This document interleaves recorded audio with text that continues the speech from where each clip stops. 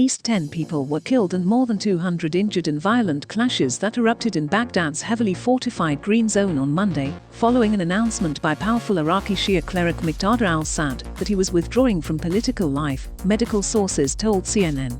Several witnesses told CNN the security forces pushed protesters out of Iraq's Republican Palace by firing tear gas and live bullets.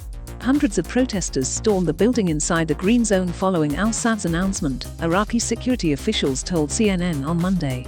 The Iraq security forces said Tuesday 4 rockets had landed in Baghdad's heavily fortified Green Zone, damaging a residential complex. The rockets were launched from the Al-Habibiyah and Al-Baladiyah areas east of the capital, said the Iraqi security media cell.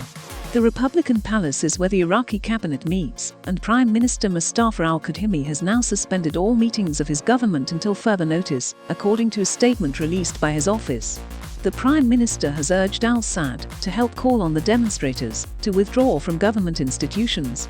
Quote, the country's President Barham Saleh also urged calm, saying in a statement on Monday that the difficult circumstance that our country is going through requires everyone to abide by calm, restraint, prevent escalation, and ensure that the situation does not slip into unknown and dangerous labyrinths in which everyone will lose. Quote, al-Assad said he had made a decision 2 months ago not to interfere in political affairs, but he was now announcing his final retirement from politics and shutting down all his political offices across the country, according to a statement released by his office on Monday.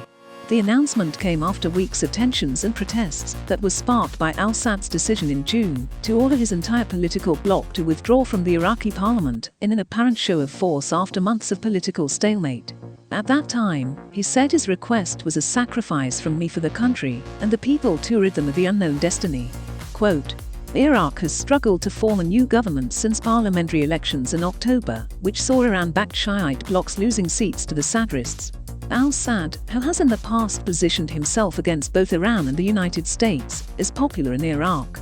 However, his attempts to form a government have foundered in the months following the election, amid opposition from rival blocs. Finally, in July, the Coordination Framework, the largest Shiite alliance in the Iraqi parliament, nominated Mohammad Shia al-Sudani to lead the country, sparking a wave of protests by those loyal to al-Assad. Iraqi security forces on Monday called on thousands of protesters to withdraw immediately from inside the Green Zone. In a statement, the Iraqi military said they were practicing the highest levels of self-restraint and brotherly behavior to prevent clashes or the spilling of Iraqi blood. Quote, the security forces affirm their responsibility to protect government institutions, international missions, and public and private properties, the statement said, adding, dealing with peaceful demonstrations is done through the constitution and laws, and the security forces will do their duty to protect security and stability. Quote, the military declared a full curfew, including on vehicles and pedestrians, starting from 3:30 p.m. local time in the capital city and 7 p.m. local time in the rest of the country. The curfew will be in place until further notice, according to a military statement.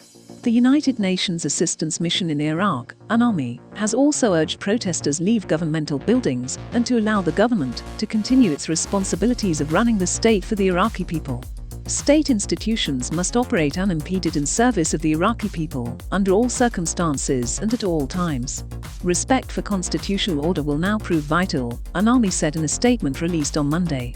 The U.S. Embassy in Baghdad also urged calm, tweeting that, now is the time for dialogue to resolve differences, not through confrontation. Quote, the right to peaceful public protest is a fundamental element of all democracies, but demonstrators must also respect the institutions and property of the Iraqi government, which belong to and serve the Iraqi people, and should be allowed to function, the embassy added.